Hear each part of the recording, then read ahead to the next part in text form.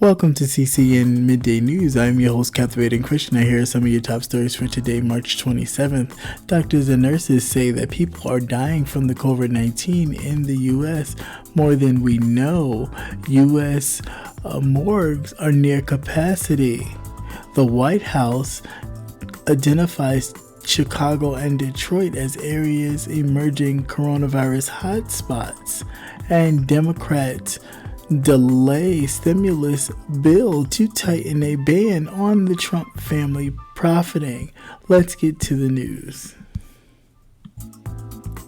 Medical professionals around the U.S. told BuzzFeed News that the official numbers of people who have died from the COVID-19 are not consistent with the numbers of deaths we're seeing on the front lines.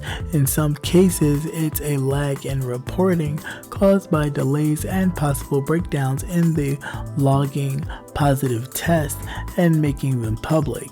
In others, more troubling cases, experts told BuzzFeed News that they think it's because people are not being tested before or after they die.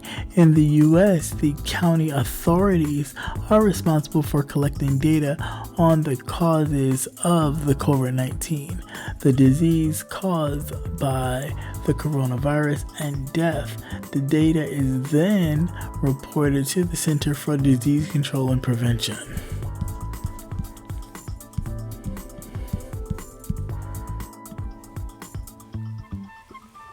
The Department of Homeland Security has been briefed that the New York City's morgues are nearing capacity, accounting to the department officials and a second person familiar with the situation that officials were told that morgues in the city are expected to reach capacity next week.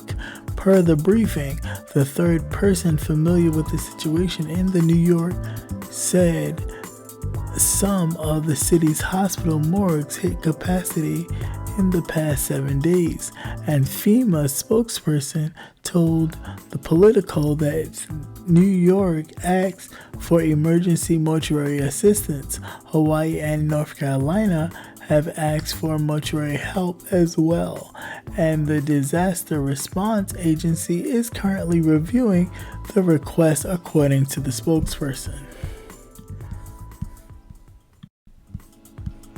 The White House on Thursday identified the Chicago and Detroit areas as two potential hotspots for the coronavirus cases as the disease spreads in pockets in the U.S. Dr. Deborah Birx, the coordinator for the White House coronavirus response, told reporters at a briefing that officials are concerned about the rapid increase in cases in Cooks County and Wayne County, Michigan. The two countries encapsulate the city and the surrounding communities of Chicago and Detroit, respectively.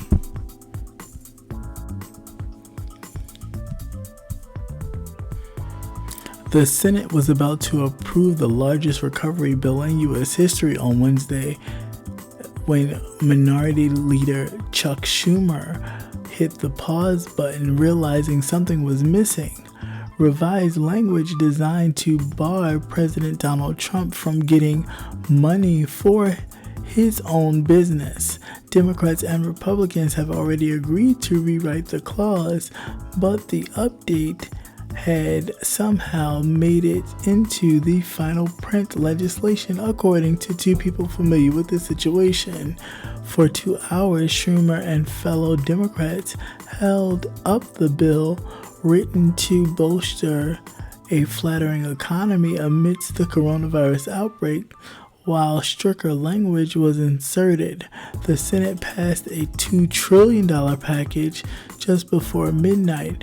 The change was meant to close the loopholes in original clauses that barred loans to businesses that were at least 20% owned by the president or their children, spouses, and in-laws.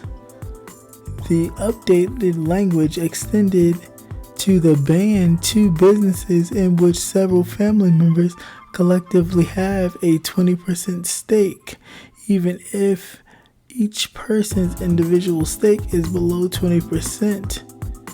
For Democrats, it was a small victory after 3 years of fruitless efforts to block Trump from linking his private businesses' interests into America's highest public office. And once again, thank you for watching TCN News. I am your host, Captivating Christian. And as always, be the change you want to see. If you want change, the change starts with you. As always, please like, share, and subscribe. And leave comments below. I would like to hear what you think about these stories and more. All right, have a good day. Peace.